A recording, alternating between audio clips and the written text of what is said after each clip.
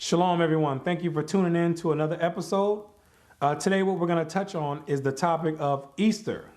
Many of you have been socially conditioned into accepting this tradition of Easter at face value without understanding the origin, the background, where it comes from, and what the true meaning of this custom of Easter is. Most people present it as it has something to do with commemorating the death and resurrection of Christ. But what you're going to find out in this video is that it has nothing to do with that at all and has everything to do with satanic worship and pagan rituals. Many people are going to be upset about the information that comes out in this video. Do I care? Absolutely not. Absolutely not. The truth must come out whether you like it, love it, hate it or not. The truth doesn't change no matter how mad you get.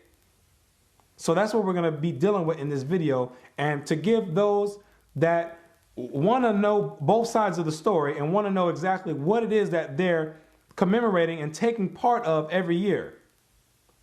People that are waking up and asking questions on the traditions that they're following to see if it matches up with the scriptures and what God wants us to do, or if it's taking us towards another path. That's what we're going to deal with today. I'm Brother Yerushalayim. This is the Bible Unlocked, the Easter Deception. Revelations 12 verse 9.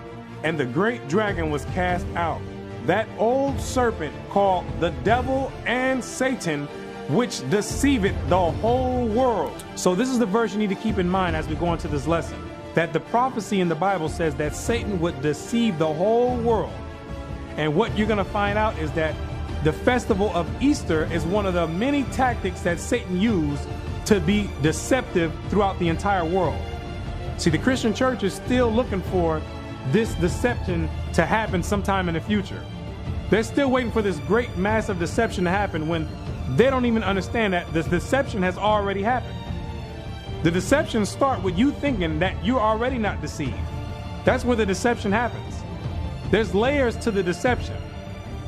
And this Easter celebration is one of these many deceptive tools that Satan has used to get people to go away from the Bible and to follow him instead of Christ or what the Most High says. The Two Babylons, page 93. The festival of which we read in church history under the name of Easter in the 3rd or 4th centuries was quite a different festival from that now observed in the Roman Church.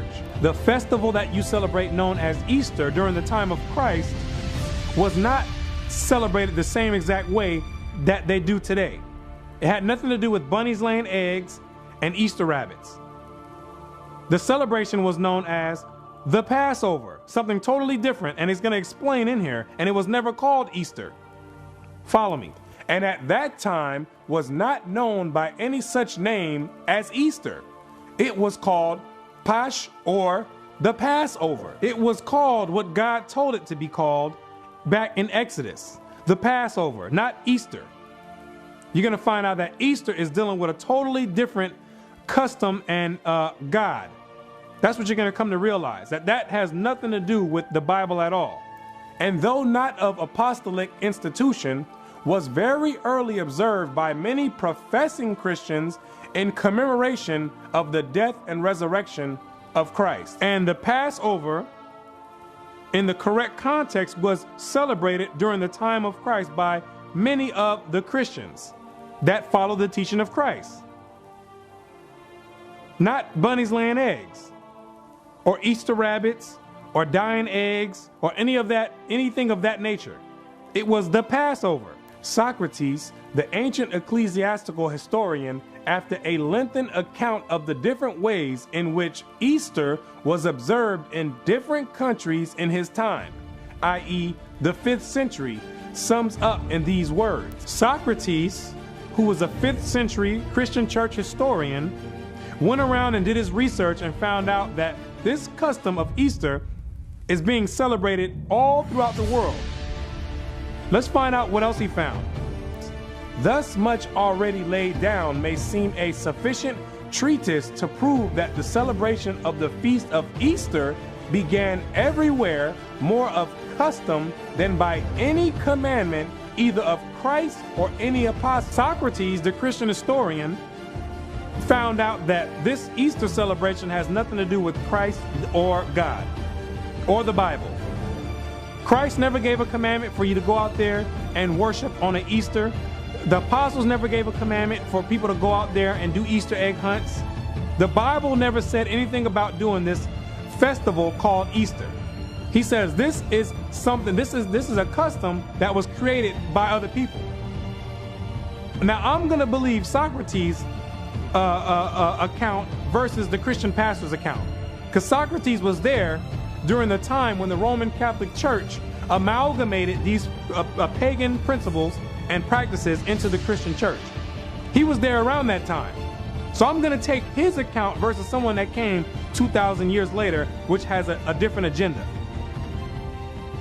He went and did the research on the various places that were celebrating this custom known as Easter. Page 96. Such is the history of Easter. The popular observances that still attend the period of its celebration amply confirm the testimony of history as to its Babylonian character. The custom of Easter, throughout all research, it brings a paper trail all the way back to the Babylonians, the ancient Babylonians.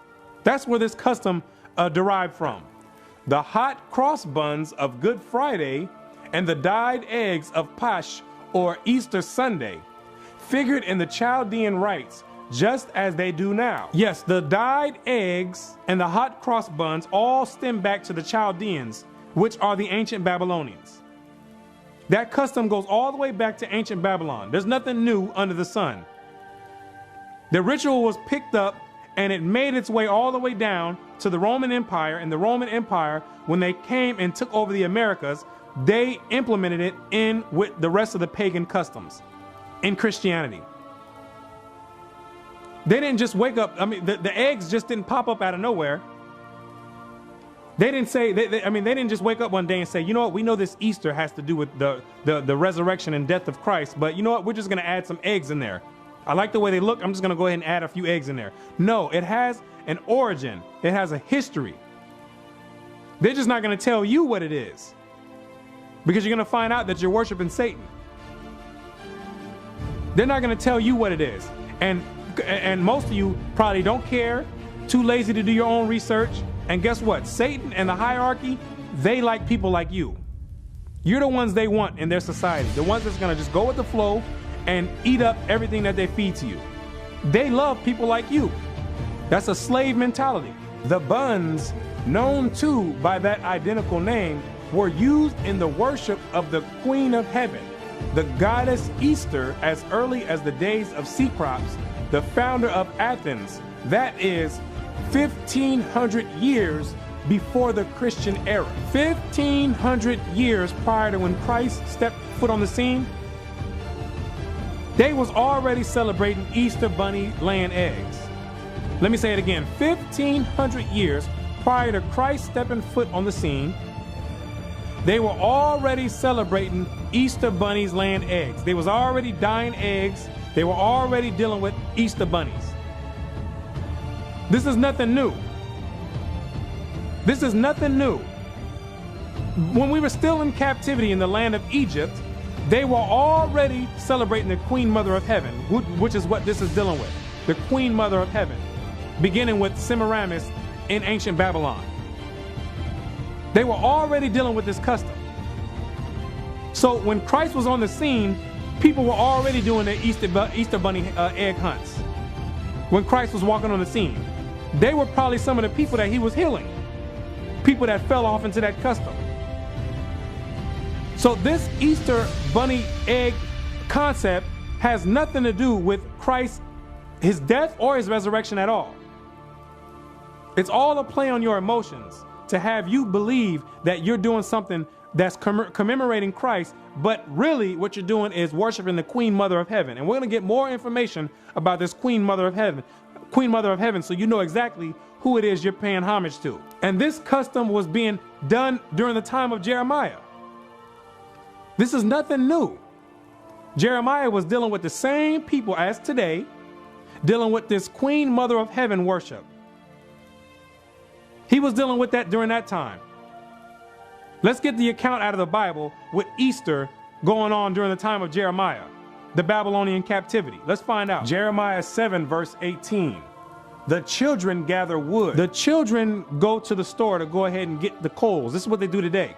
It's going to be the same exact thing they were doing during the time of Jeremiah. The children get sent out to go ahead and go to the store with a few dollars to go pick up the coal. Go ahead and pick that up.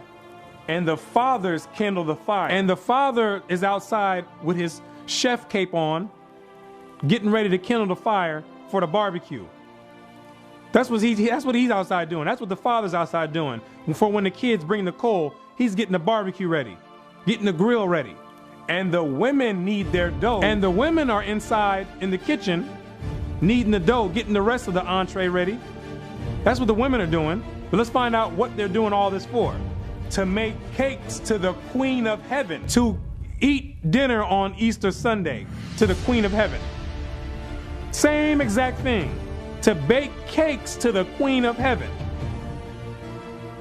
That's what they were doing back then, and that's what they're doing today. You get your whole feast ready for your Easter Sunday to bake cakes to the Queen of Heaven. Let's get more. And to pour out drink offerings unto other gods, that they may provoke me to anger. That you are provoking the Most High to anger when you're sending up these hot cross buns to other gods, to the Queen Mother of Heaven. Pouring out your drink offerings to the Queen Mother of Heaven on your Easter Sunday. Because that's what you're essentially dealing with. The Queen Mother of Heaven, not the Most High. When you're sitting there on your Easter Sunday dinner, thinking that you're sending the savor up into the skies for the Most High to smell, he's not accepting that, because he knows that's going to the Queen Mother of Heaven, which we're going to find out who exactly this Queen Mother of Heaven is. The hot cross buns are not now offered, but eaten on the festival of Astarte. The festival of Astarte, which is another name for Easter. That's who you're sending your hot cross buns up and all the rest of the meal that you prepared. Not to the Most High, you're sending it up to Astarte. Let's find out who this Astarte is so we can be clear on what you're doing on this Easter Sunday when you're gathering all your kids together, cousins, nephews, uncles, aunties, little babies, all of old grandma. Let's find out exactly what you're doing and who you're sending this up to. That's what we're going to get ready to find out. Zondervan Bible Dictionary. Ashtaroth. Astarte. Ashtaroth is plural of Ashtoreth, name of any of the fertility goddess of the ancient Near East. Babylonian, Ishtar. The Babylonians called the Queen Mother of Heaven, which is what you're worshiping on Easter Sunday. The Babylonians called her Ishtar. Greek, Astarte. The Greeks called this same exact Queen Mother of Heaven that you're worshiping on Easter Sunday. They called her Astarte, which is the same exact god or same exact goddess as the Babylonians. In Canaan, a consort of El, Baal. And in Canaan, this Astarte or Ishtar is the consort of El or Baal, which means that she is the consort, which means she is the wife of Baal. So the Queen Mother of Heaven is the wife of Baal. Now we need to find out, who is this Baal? Let's get a little bit more detail. Who is this Baal? Is this that she's the wife of? Or she's the wife to? Who is this the wife to? So you can find out what you're dealing with on this Easter Sunday. Baal Zebub. Baal, or Lord of Flies, name under which Baal was worshipped by the Philistines of Ekron. There can be little doubt that Beelzebub is the same name as Baal-zebub. So Baal, which is what the name was in the Old Testament, in the New Testament you're going to see Beelzebub. You'll see Baal-zebub and Baal in the Old Testament, but in the New Testament they call him Beelzebub. So we need to find out exactly who this Beelzebub is according to the Bible, to see what demon you're dealing with on Easter Sunday. Follow me. Matthew 12 verse 24. But when the Pharisees heard it, they said, this fellow doth not cast out devils, but by Beelzebub, the prince of the devils. Beelzebub is the prince of the devils, the husband to Astarte or Astarte, the queen mother of heaven, the same woman that you're worshiping on Easter Sunday. She is the wife of Satan, the head demon. He's the leading demon out of the demonic forces. She is the wife of Satan himself. This is who you're pouring out your drinks, and your hot cross buns are being offered to the queen mother of heaven, the wife of Satan. This is what you're dealing with when you have your kids in there on your Easter Sunday dinner, all getting together in one big family in unison, getting ready to send up the whole meal, thinking you're sending it up to the Most High when you're sending it straight up to Satan's wife. The hot cross buns are not now offered, but eaten on the festival of Astarte. But this leaves no doubt as to whence they have been derived. The origin of the Pasch egg is just as clear. Now we're going to get into the origin of these Easter eggs. Because like I said, a lot of you think they just popped up out of nowhere. No, there's an origin to everything. There's a method to all the madness. And he says that it's just as clear. Meaning you can trace the customs back to where they come from. All you have to do is go through different civilizations and find out what they're doing. You can say, okay, now we see where this custom comes from. The ancient Druids bore an egg as the sacred emblem of their order. Ancient Druids, which were the inhabitants of Europe in the land of Britain and Gaul and in Ireland, they were the ones that they were also dealing with this Easter egg.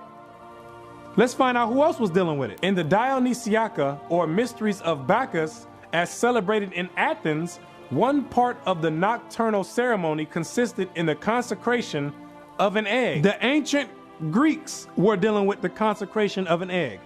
They were dealing with the bunny rabbits laying eggs. And it had nothing to do with Christ. Trust me. Nothing to do with Christ, his death and his resurrection, because this is way before Christ. Let's get some more.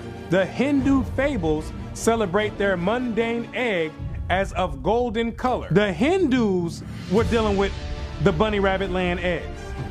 But the Hindus wanted to spice it up a little bit. So theirs was not just a regular egg, it was a golden egg. Let's find out who else was dealing with the egg. The people of Japan make their sacred egg to have been brazen. Japan was dealing with an egg. We didn't went all the way to Japan to find people dealing with eggs in pagan rituals. Let's get some more. In China, at this hour, dyed or painted eggs are used on the sacred festivals, even as in this country. China was even getting it in with the eggs. China, if you know anything about China, China is one of the most atheist countries in the world. They were dealing with an egg. They don't believe anything about Christ. A great deal of the people in that country. Pagans, atheists, they were dealing with an egg. Just like Socrates says, when he went around and did his research, he found out that this custom is in a variety of different places. And it had nothing to do with a commandment from Christ or the apostles. In ancient times, eggs were used in the religious rites of the Egyptians and the Greeks and were hung up for mystic purposes in their temples. From Egypt, these sacred eggs can be distinctly traced to the banks of the Euphrates. The banks of the Euphrates is going right back to ancient Babylon, where it all started, under Nimrod and the Tower of Babel. The same customs were taken from the Tower of Babel when the Most High split the tongues and he spread out the rest of the nations. They took their customs with them and they all went, that's why they're all similar. And the egg was definitely part of the Babylonian custom, which spilled over into Egypt, and then into Greece, and then into Rome, and then from Rome all the way over here to America. Same exact custom, just different faces and different characters used to cover it up. The classic poets are full of the fable of the mystic egg of the Babylonians, and thus its tale is told by Hyginus the Egyptian, the learned keeper of the Palatine Library at Rome. Now we're getting ready to find out where exactly did this legend of this egg come from? What is the origin of this story of this egg? So we can find out what you're dealing with on Easter Sunday when you got your kids out there doing Easter egg hunts. In the time of Augustus, who was skilled in all the wisdom of the native country, an egg of wondrous size is said to have fallen from heaven into the river Euphrates. So the legend is that an egg of wondrous size, some massive egg, all of a sudden came down out of heaven and fell into the river Euphrates. This is where the egg come from. Let's get some more. The fishes rolled it into the bank where the dove having settled upon it and hatched it. The fishes rolled it out of the water and put it on the bank where the dove came, sat on it, and hatched it. Now let's find out what happened when the dove hatched it. Who managed to pop up out of this egg? Out came Venus. Out came the devil's wife. That's who Venus is, Astarte, same exact goddess. Out came the devil's wife, who afterward was called the Syrian goddess, that is Astarte. Hence, the egg became one of the symbols of Astarte, or Easter. This is where you get your Easter bunny laying eggs at. It became a symbol of Easter, or Astarte, worshiping the Queen Mother of Heaven, Satan's wife. This is where it derives from. This is the legend behind it. This is what you have your kids dabbling with on your Easter Sunday when you're sending up hot cakes to the Queen Mother of Heaven. This is what you're dealing with. Yes, Satan gave his wife a holiday as well. Let me say it again. Satan gave his wife a holiday as well, which he got the whole world worshiping and thinking that it has something to do with Christ, the resurrection and death of Christ, which most people, they know that this don't have anything to do with Christ's death and resurrection. But too scared to ask a question about what does this Easter egg hunt have to do with Christ dying on the cross and being risen again on the third day. Too scared to go contrary to what the world does. Too timid to ask questions. Got your kids over there doing Easter egg hunts to the devil's wife and cooking a hot Sunday dinner to send it up to Astarte, the devil's wife. This is how Satan deceived the whole world. And accordingly, in Cyprus, one of the chosen seats of the worship of Venus, or Astarte, the egg of wondrous size was represented on grand scale. On a grand scale, all the way back then, 2,000 or 1,500 years prior to Christ, and all the way 2,000 years after Christ. On a grand scale, got your kids in churches on Easter Sunday sending hot cakes up to the Queen Mother of Heaven. Yes, I said it. Hot cakes. I'm going to keep saying it. Got your whole Hawaiian rolls, lemon meringue pies, got them all getting ready to get sent up to the Queen Mother of Heaven, Satan's wife, Satan's consort, Beelzebub. That's what you're dealing with on your Easter Sunday. That has nothing to do with Christ, is his resurrection or death. It's on a grand scale.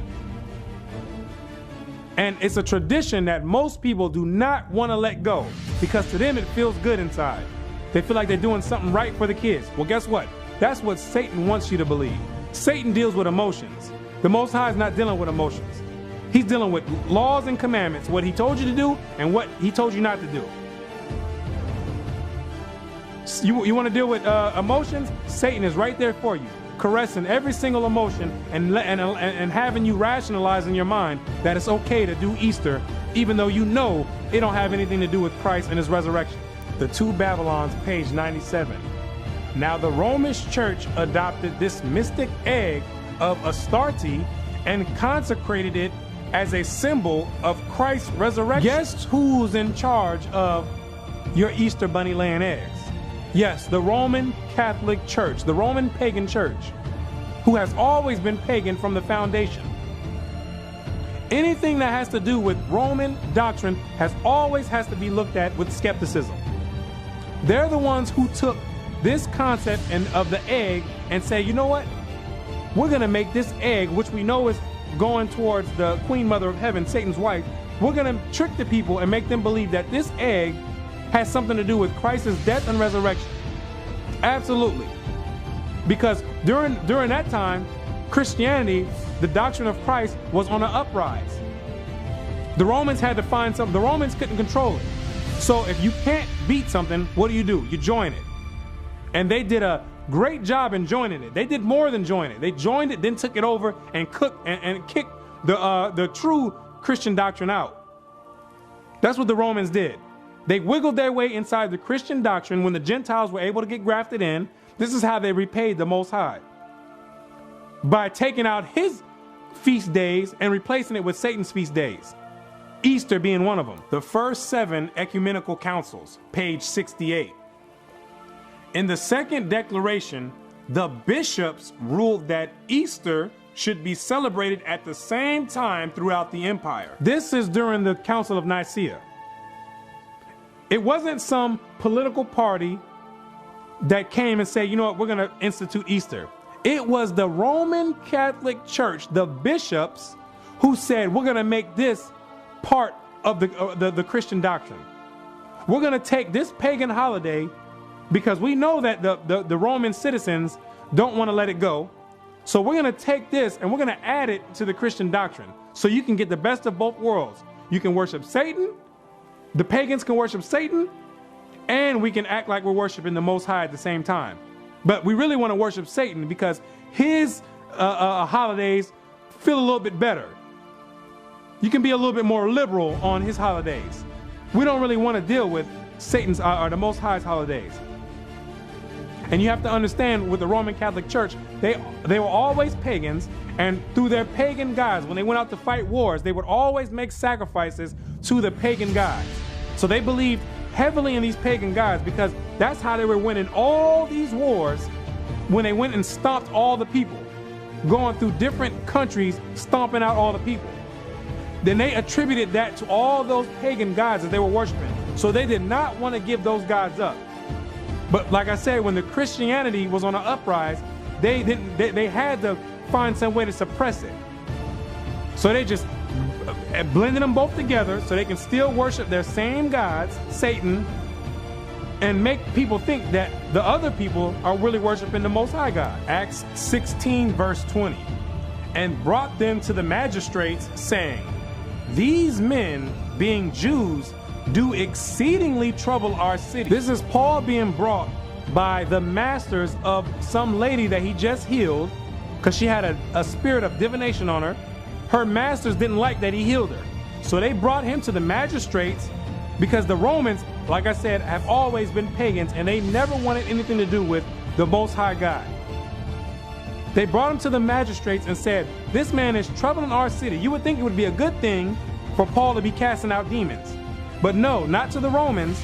He said that these men are troubling our city and teach customs which are not lawful for us to receive, neither to observe, being Roman. Trying to tell us to keep God's commandments and worship the Most High, and we don't want to do that.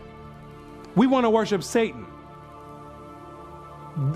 See how the Romans had a problem with that? They said it's unlawful. That means it's a law for us not to be able to keep God's commandments. That's what it was with the Romans. To be a pagan is what you needed to do. So these people were complaining that Paul was over there healing people and telling people to keep God's commandments and follow Christ. Anytime you're dealing with the Roman Catholic Church, you always have to be skeptic. You always have to use skepticism when dealing with doctrines from the Roman Catholic Church. Who else is dealing with the Roman Catholic Church? 99% of the Christian churches all around the world.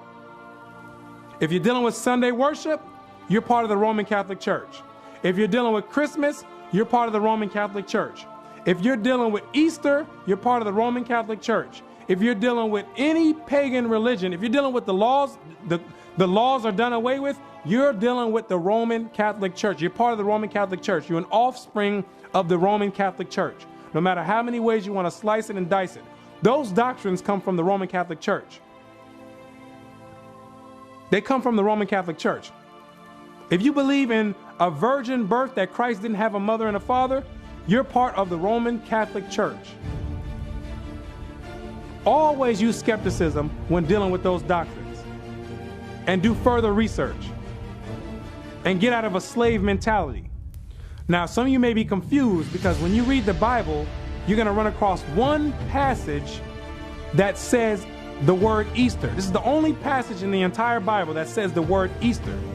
So what we're going to do, I'm going to show you exactly how they injected the word Easter to make you believe that that is what they were practicing during the time of Christ. And the apostles and all the other disciples were dealing with Easter as you know it today.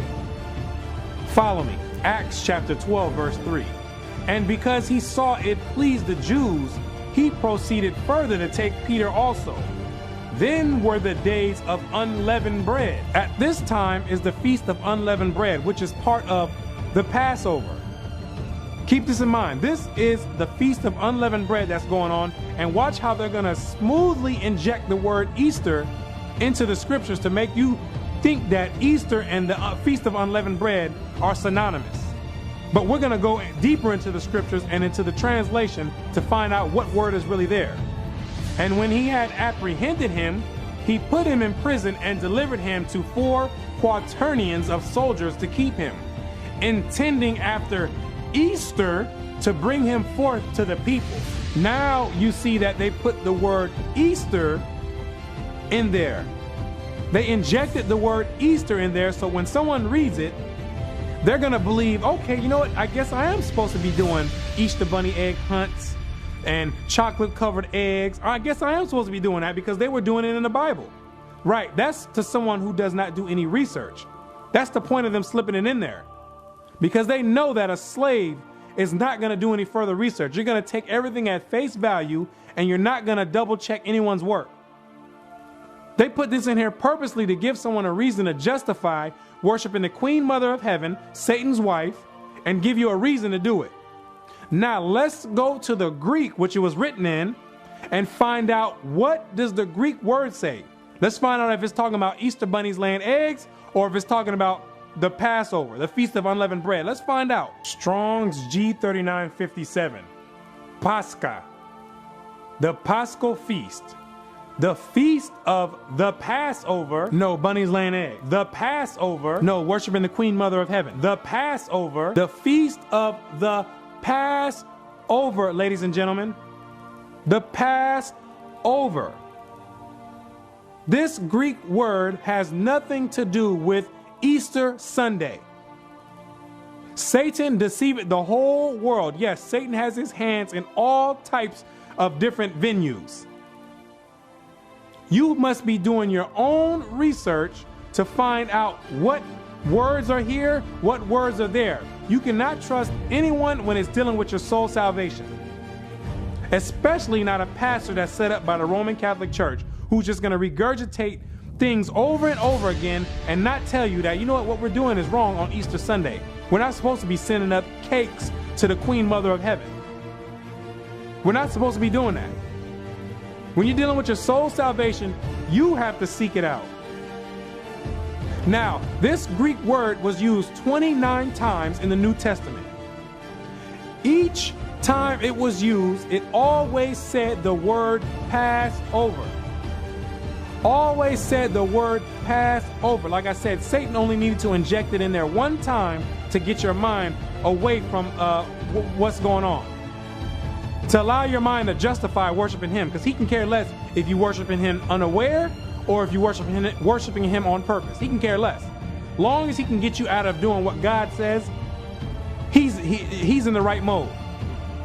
Now let's find out what the scholars say about this translation on this Easter here. The Two Babylons, page 93. Everyone knows that the name Easter, used in our translation of Acts 12 verse 4, refers not to any Christian festival, but to the Jewish Passover. Everyone knows that this word Easter is not supposed to be there. Everyone knows that Satan done injected the word Easter into the Bible. And when he says everyone, he's not talking about the peasants going to church on Sunday the Sunday worshipers that's going in there, not opening up the Bible, sitting there in a Sunday church, listening to someone preach, which ain't coming from the Bible, for 2 hours, getting up, singing songs and dancing, paying tithes and going home. He's not talking about you. When he says everyone, is referring to everyone in the hierarchy that has their hands in the Christian doctrine. The high-ranking bishops that are controlling the Christian doctrine going around. The Bible scholars, they all know that this translation is incorrect. They all know that this translation is incorrect. The translators, when they translate the Bible, they know that translation doesn't go there. But they're under someone else's authority, and they are forced to put that translation there as Easter when they know it does not say Easter there. And we're going to prove that they know it as well. Everyone knows that translation does not go there. This is one of the few places in our version where the translators show an undue bias. This is one of the few places in the Bible showing that Satan has his hand in the translations. That's what he's saying. This is one of the few places where you can see clearly Satan's signature on it. Because it's a clear, purposely done mistranslation. It's not like it was something difficult or some difficult translation, some difficult Greek word. It was a clear mistranslation on purpose. And when he says everyone, we're getting ready to prove that everyone knows this. All your Bible scholars, all the top bishops, the Roman Catholic Church, they all know that word Easter does not go there. But remember, Satan is controlling the whole thing. Satan controls the world. He's in control of this world. Satan is at the helm of the Roman Catholic Church. Zondervan Bible Dictionary. Easter, Passover, rendered Easter in Acts 12 verse 4 KJV, but correctly translated Passover in ASV. Correctly translated Passover. This is from the Bible scholars. Correctly translated Passover in the ASV.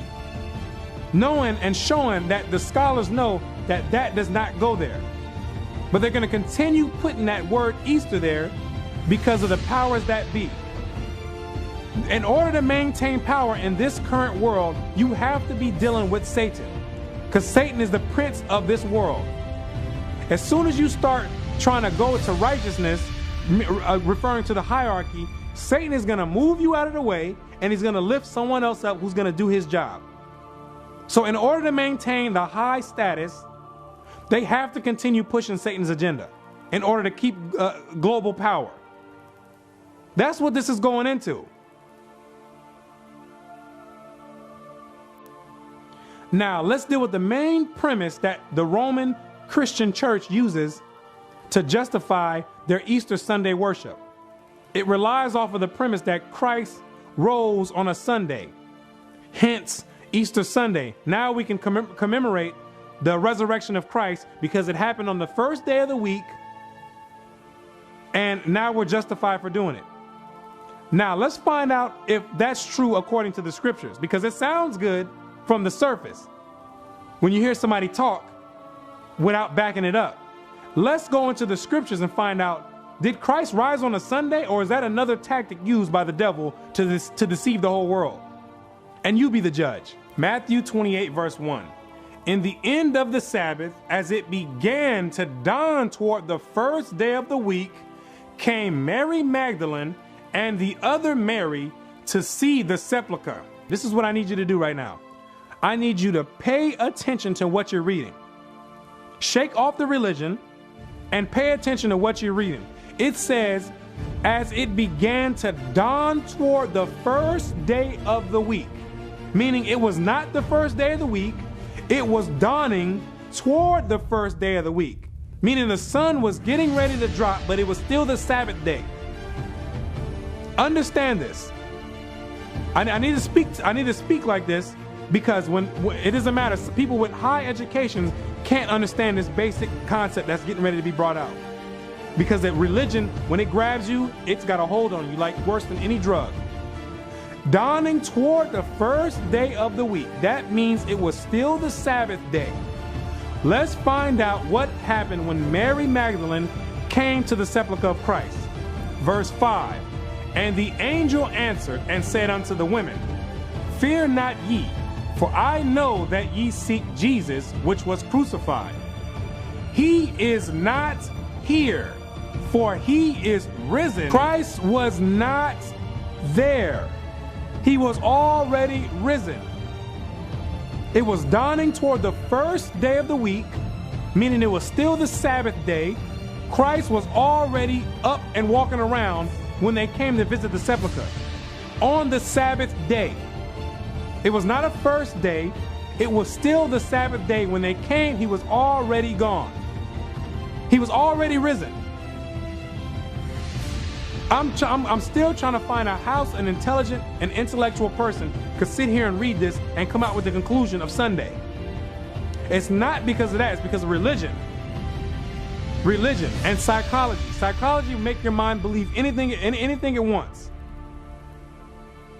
And you're going to find out how powerful psychology is when we get ready to go into this next part of the topic. Psychology is on another level. That's what Satan's dealing with, psychology, to make you believe that this is talking about the first day of the week to try and justify Sunday worship and Easter worship and Easter Sunday, when it's clear that Christ was not in the tomb when they came, when it was dawning toward the first day of the week. He was gone already. Understand that. That's your Easter Sunday already gone, telling you that the premise is a lie. It has nothing to do with Christ. It has everything to do with worshiping the Queen Mother of Heaven, Satan's wife. Has everything to do with cooking hot buns to the Queen Mother of Heaven, as they were doing it 1,500 years prior to Christ. Before he was even on the walking the earth, they were already doing this. But now the Roman Catholic Church amalgamated this practice in and trying to find every little scripture they can to try to make it, to try to justify the pagan worship and make all the masses believe it. And you will believe it if you're a slave.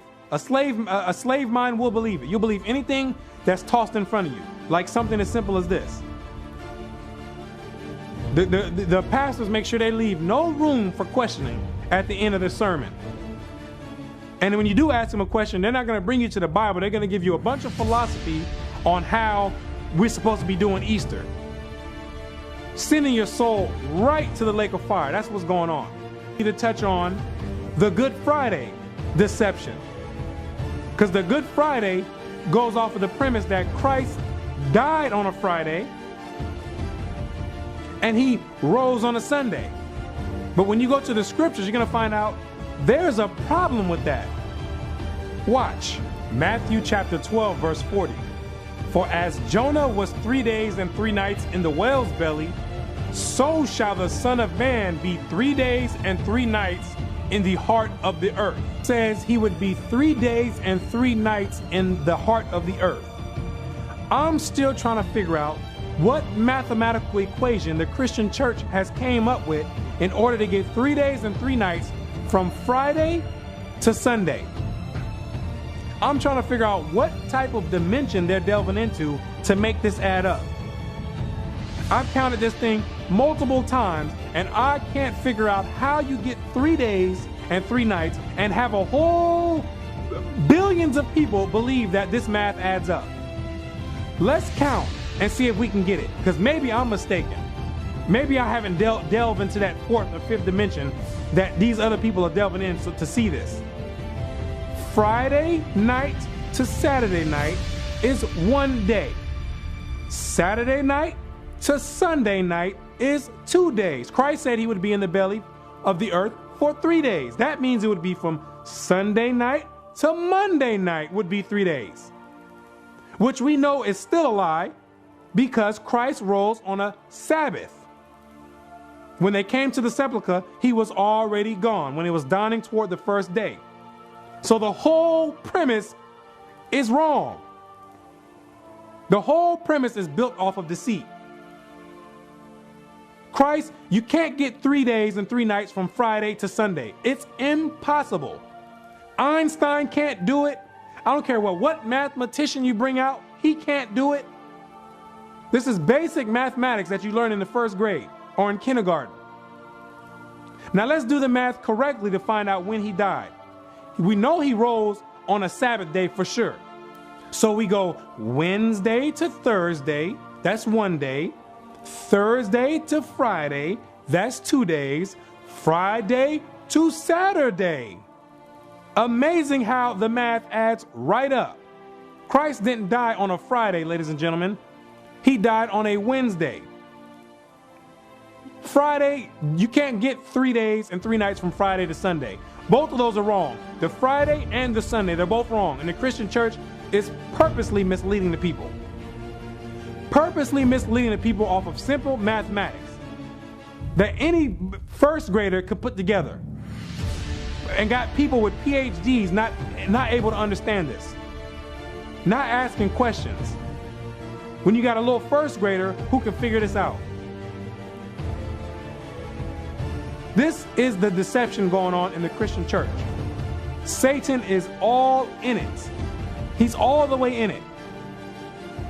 Now let's find out what holiday or holy day you're supposed to be celebrating at the same exact time that you're sending up cakes to the Queen Mother of Heaven, Satan's wife.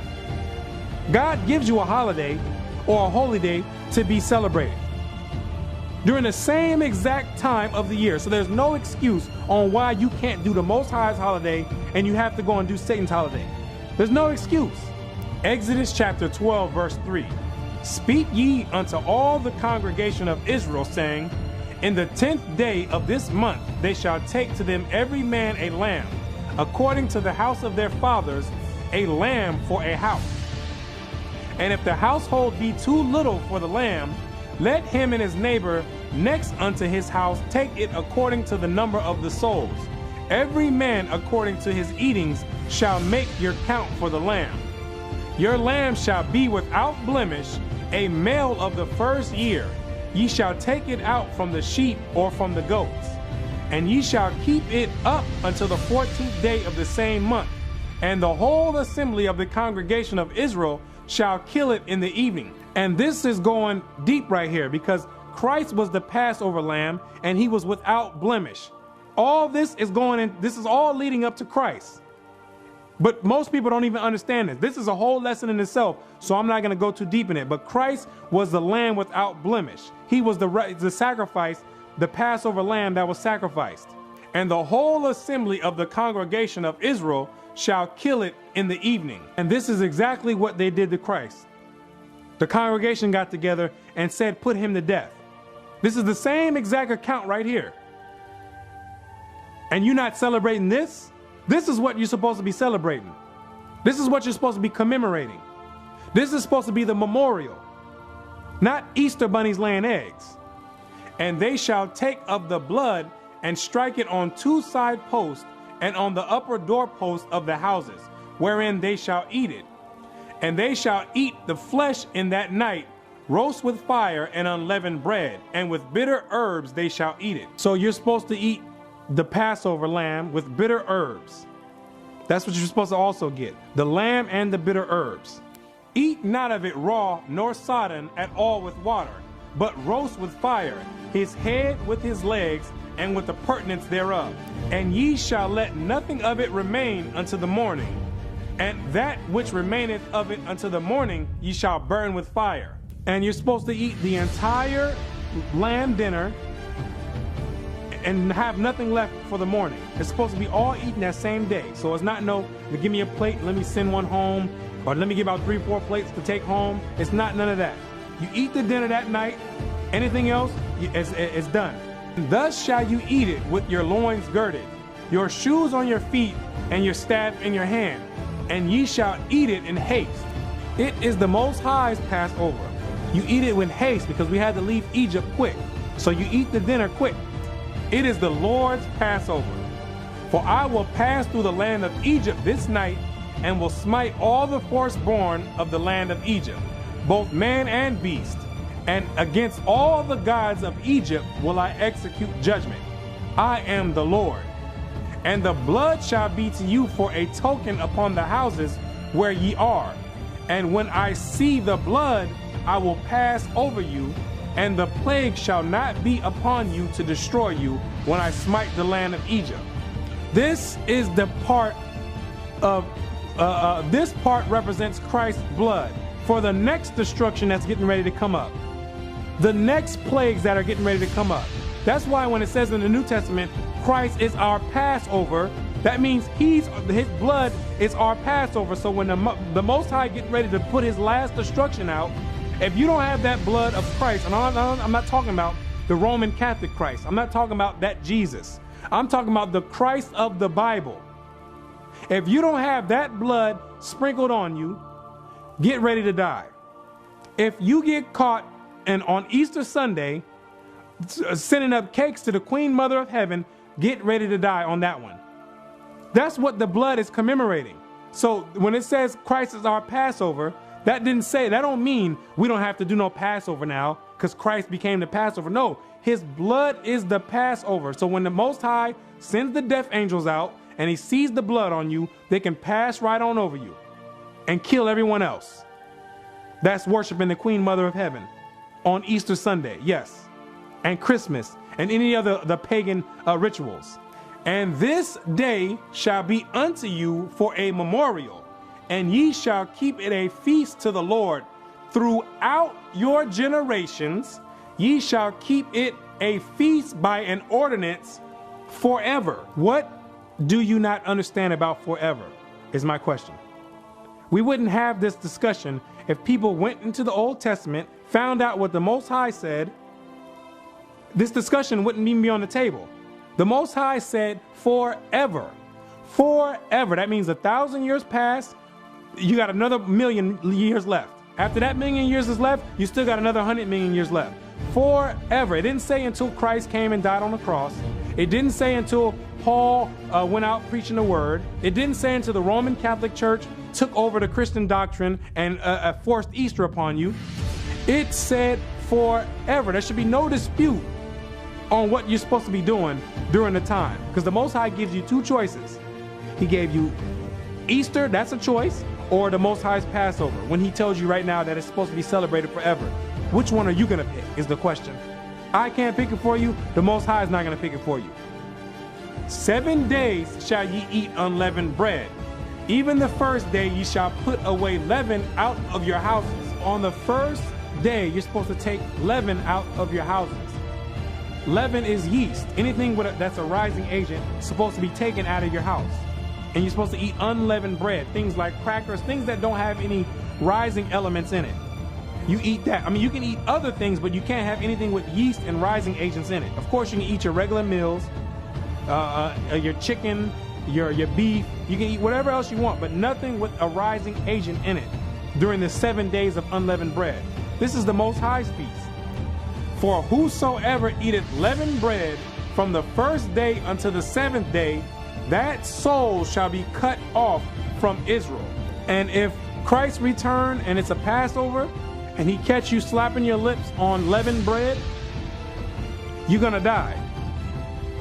Let me say it again. If the Passover happens and Christ returns during the time of the Passover, and he catch you slapping your lips on leavened bread, you're gonna die. This judgment will come to pass, absolutely. Because you won't be covered with the blood anyway. You're gonna be off doing your own thing. Worshiping the goddess of star, the Queen Mother of Heaven. You're gonna be doing that, worshiping, doing Christmas. That's what you're gonna be doing. So you're not gonna have the blood on you anyway. And in the first day, there shall be an holy convocation. And the first day of the Most High's feast, not Satan's feast, the Most High's feast is a holy convocation. You know the same exact thing you do on your Easter Sunday when you get together with all the church to send up hot buns to the Queen Mother of Heaven? Yes, for the Most High's feast is a holy convocation. You get together with your family, get together with a congregation, you get together, the same exact thing that you're doing for Satan, just you do it for the Most High. That's the difference. And in the 7th day, there shall be an holy convocation to you. And guess what? You get another convocation on the 7th day. So you get 2 holy convocations to get together with everyone. 2's better than 1, right? So why would you want to take Satan's 1 when you can have the Most High's 2? No manner of work shall be done in them, save that which every man must eat. So the first day and the last day of the Feast of Unleavened Bread, you're not supposed to be doing any work. If you're able to take those days off of work, take them off. You're not supposed to be outside doing anything else. No servile work. It's a day of rest. That only may be done of you. And ye shall observe the Feast of Unleavened Bread. For in this selfsame day have I brought your armies out of the land of Egypt. Therefore shall you observe this day in your generations by an ordinance forever. How many times do the Most High have to tell you forever? He knows that people are just not going to understand it. So he has to tell you forever 2 times in the same sentence or in the same chapter. Forever. Forever means forever. That does not mean there's a time period when it stops. Forever means forever. Grasp that concept. Next time you get ready to go out and do your Easter Sunday, grasp that concept. You can't stand in front of the Most High on Judgment Day when he has a verse like this in the Bible. There's nothing to be confused about. He said forever. It tells you in the Bible it's impossible for God to lie. That's what it tells you. That's the one thing that is impossible for him to do, is to lie. He says forever, that's what he meant. Forever. Try to stand in front of him on Judgment Day and give him some excuse when you have this verse right here in the Bible saying forever. In the first month of the 14th day of the month, at even, ye shall eat unleavened bread until the 21st day of the month at even. This confused with the first month in the modern calendar, because that's not what this is talking about. It's talking about the first month, which usually falls between March and April during the time of the new moon. The months in the Bible are go off of the new moons. Each time a new moon comes in is a new month. So that's what this is referring to. Usually during the time of March and April, there's the new moon that falls around that time. So the first or the 14th day of after the new moon is when the Passover starts. And unleavened bread is going to be on your menu all the way to the 21st day at evening. 7 days shall there be no leaven found in your houses. For whosoever eateth that which is leavened, even that soul shall be cut off from the congregation of Israel, whether he be a stranger or born in the land. Ye shall not eat nothing leavened. In your habitations shall ye eat unleavened bread. This is the year 2015, and this year the Passover falls on a Friday, April the 3rd, at evening. Let me say it again. 2015, the Passover commences on April 3rd at evening of 2015. By coincidence, guess what else starts on April 3rd? Yep, you guessed it. Good Friday. Good Friday. So now you have to make a choice. Which one are you going to do? Are you going to do the Passover like the Most High said would be an ordinance and a memorial forever? Or are you going to do what the Roman Catholic Church tells you to do? Worship the Queen Mother of Heaven, Satan's wife, on April the 3rd. That's something you're going to have to pick. That's why the Most High always gives you 2 choices. He wants to see where your heart is really at. He wants to see if you're going to be down with him or if you're going to be an idolater and go and worship other gods. That's what he wants to know. Easter Sunday falls on April 5th, 2 days later. Not 3 days, like the Christian church will want to make you believe. 2 days later is when your Easter Sunday is going on. But guess what else is going on during that time? The Feast of Unleavened Bread, like the Most High said. 7 days from the Passover starting April 3rd at evening, ending at April 11th at evening. But Satan worked his way right in there to have people think that they're supposed to be doing Easter at that time. But you're going to have to pick. Which one are you going to be doing? Because you can't do both. You can't bake cakes during the time of the Feast of Unleavened Bread, because that's unlawful during that time. No leavened bread. So there's going to be people baking all type of cakes to the Queen Mother of Heaven with all type of leaven in there, like the Most High told you not to do. This is where it comes down to where your heart is really at.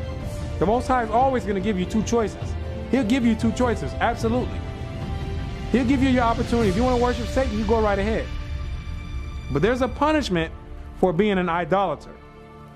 There's a punishment for doing what you think is right instead of what the Most High told you is right. Revelations 21 verse 8.